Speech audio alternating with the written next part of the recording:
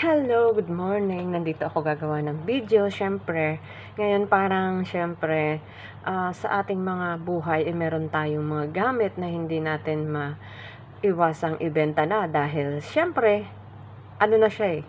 Dahil sa amin malapit sa dagat, kinalawang na siya. Gusto ko siyang pagawa pero sabi ng kapatid ko, wag na te. Sabi niya kasi marami kang magagastos. Di, sige, sabi ko, sige, ibenta nyo. Binenta na namin ngayon siya. Ngayon kapatid ko, nasaktan siya nung hinihila na yung car niya. Kasi syempre, marami yung nakuhang marami naman siyang nagawa sa amin na itulong na pag minsan nawawalan siya ng preno is hindi niya kami dinadala sa masama pang marami pang gagastusan o may nasasaktan. Hindi, mabait siyang sasakyan kaya masakit sa loob niya. Yun ang ikinwento niya sa akin. At siyempre, sa pagbibiyahe niya nakakuha rin sila ng bundok na maluwang din na may mga inyugan, may ano. Kaya masakit yun sa loob niya na iwala sa kanya. Kaya lang talagang ganun talaga yun. At yun ay hindi lang yun atin. Sa mga ginagawa nyo rin na mabait kayo, ang taas ay hindi nawawala sa atin. Kung mabait tayo, mabait din siya. Kung ano yung pangarap mo, papangarapin din niya. Huwag ka lang gumawa ng masama sa kapwa mo dahil yun ang hindi pinakamaganda. Yan ang ating yan ang ating mga dapat gawain na hindi lang tayo nangangarap, dapat nandun din yung nasa taas sa pangarap natin. Kasama natin ang nasa taas, ganun. Kasi hindi niya tayo pababayaan. Ito, aral lang to, pangaral sa ating mga nandito na may pangarap sa buhay. Katulad ko, nangarap ako ng buhay ko, natupad ko. Ngayon, ang kapatid ko, nangarap siya, natupad niya naman. At yun na nga, yung sasakyan na yun ang nakatulong sa kanya na maraming nabigay sa kanya, kaya nung hinihila, umiyak siya. Sabi ko sa kanya, wag kang mag-alala, babalik yan at babalik sa atin. Mas maganda pa, dahil ang sasakyan na yan ay napakabait. Biruin mo, aalis na lang siya, nag-iwan pa rin siya ng namin ng sasakyan. Ganon kabait, kasama natin ang nasa taas dyan. Ang nasa taas, hindi niya tayo papabayaan. Kaya ito, mga pangaral ko sa inyo, pag tayo gumawa ng hindi maganda, na hindi kalugod-lugod sa taas, is mawawala yan sa atin. Kaya kailangan nating isama ang nasa taas. May takot tayo sa Diyos. Kasi ibibigay niya talaga yan sa inyo. Pag yan ay ginawa nyo, ang nasa taas ay talagang totoo. Mayroon akong, talaga yan, meron subok ko talaga, na mangarap ka lang, nakasama mo ang nasa taas. Lahat ng pinagdadaanan mo, ibigay mo lang sa kanya. Siya na ang bahala. Huwag kang gaganti. Wala. Basta yun lang. Basta ang topic natin ngayon is sa sasakyan. Na yun na nga yung binenta namin, pero nag-iwan pa rin siya ng medyo pa rin, makakakuha pa rin kami ng isa sa sasakyan. Dadagdagan ko yan, kapatid.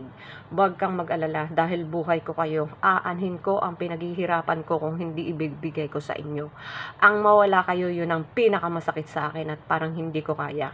Kasi kayo yung nagmahal sa akin, kayo naging inspirasyon ko, kaya naging ganito ako sa buhay ko. Ikaw na lalo na kapatid ko, si Bugoy. Alam nyo ba, ito yung naging maliit pa kami, naglalakad kami. Ako ang naglalaban ng baro namin. Dinala ko yan sa ilog. Sabi ng kapatid ko na yan, te, bili tayo ng sitsaron, sabi niya. Wala tayong pera eh. Gaano kasakit yun sa'yo? Ha? Bili tayong sitsaron lang, yung hinihingi niya, hindi ko maibigay. Ganon kahirap sa amin dati. Sabi ko, pag-iisipan ko talaga to, at yun yung naging daan ng buhay ko, na hindi talaga ako makikipag-boyfriend, hindi ako mag-aasawa hanggat hindi ko natutupad ang pangarap ko. Ayun, na anong napakasakit na sabihan ka ng kapatid ko, utang na lang tayo te. Anong utang? Parang nasabi niya, siyempre gusto niyang kumain, wala kang bigay. Kaya naiintindihan ko yung mga tao na talagang walang pera, na gusto nilang bigyan ng anak nila, pero napakasakit na magkaroon ka ng ganun na buhay na wala kang maibigay sa anak mo. Mahal mo anak mo pero wala kang maibigay. 'Di ba? Kaya yun yung naging buhay ko at naging experience ko sa buhay ko. Ngayon, andiyan na siya, may pamilya. Minahal ko talaga sila ng mga kapatid ko. Sa mga sumusunod sa akin ng mga kapatid ko, mamahalin ko talaga. Pero pag once na kasi masakit sa loob ko na pinaghirapan ko tapos hindi mo papahalagahan, is yun ang hindi ko kaya. Kaya nagpapasalamat din ako sa kapatid ko na si Junior. Junior, isa ka rin sa kapatid ko na nag-inspirasyon ko. Kasi ikaw yung tao na talagang masipag, mabait, at talagang wala akong masabi sa'yo. Pati mga kapitbahay nyo yan, asawa mo, nagsabi mga anak mo na talagang napakabait mo. yun talaga kayo yung naging inspirasyon ko. Huwag kayong mag-alala, ito na yung umpisa. Andyan lang din ako sa bawat hingi nyo sa akin, nandyan ako. Kanino naman to? Aanhin ko pa ang damo kong patay na ang kabayo, di ba? Para sa inyo lahat to. Binibigay ng nasa taas lahat to nang dahil para sa inyo. Siguro naman, hindi nga ako nagkaanak, pero andyan naman kayo para tulungan ko. Hindi ako nagkaroon ng pamilya at hindi talaga siguro ako lucky. Nag-try din ako pero talagang napig-feel. Pero alam ko yun at hindi ko sisisihin ang nasa taas. Siyempre, iba yung binigay niya sa akin at iba yung binigay niya sa inyo. Pamilya sa inyo, pera sa akin. Pero ako yung tutulong sa inyo at hindi ko kayo papabayaan. Mahal na mahal ko kayo. Sa'yo din, Bugoy, huwag kang mag-alala. Huwag kang mag-alala. Andito lang ako para sa inyo. Itutuloy natin tong negosyo na to.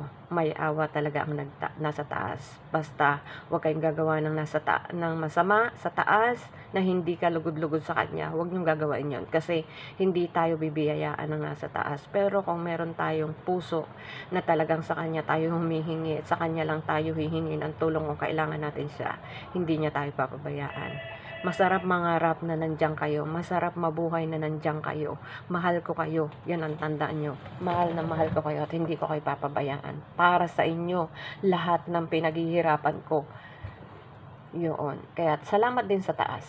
Sa lahat ng binigay niya sa akin. Masaya ako na may luha nga na tumulo ang luha natin sa sasakyan na yon nang dahil sa binigay niya ring ligaya sa atin, saya na pera, napakinabangan natin siya ng higit pa sa bili natin sa kanya. Nag-iwan pa rin siya ng halaga. Alam niyo kung saan galing yan? Sa taas yan. Bigay ng nasa taas. Hanggang dito na lang. Bye-bye.